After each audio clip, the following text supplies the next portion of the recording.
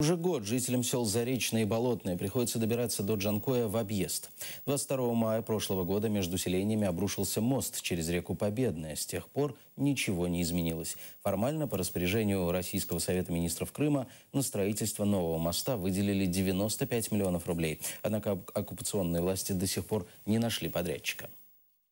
Дорога вроде более-менее стала удобная, но, как показала практика, как показала жизнь, после любого дождя дорога приходит в непригодное состояние. Когда проходит дождь, или сокращаются рейсы, или же запускаются такие автобусы, что просто невозможно ни сесть, ни проехаться. И маленькие, просто они не справляются с грузопотоком. Это сейчас лето, сухо, а зимой гололед.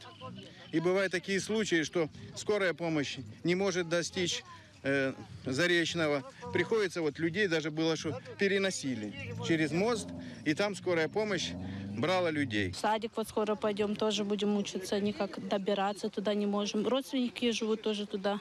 Добираться надо через объезд. Очень долго, неудобно с детьми на автобусе ездить. Зимой очень скользко, можем упасть.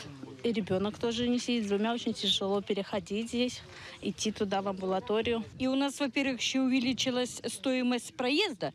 Если она была раньше 15, сейчас 25. За то, что у нас идет больший километраж. Уже прошли все сроки. 1 ноября прошло 2015 года. Потом сказали к концу года.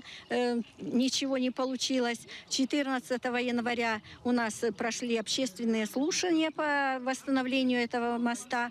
Приезжали инженера, они защитили свой проект и сказали, что к началу мая будет сделан временный технический мост, а потом уже к 1 июля закончится строительство, то есть дадут его в эксплуатацию.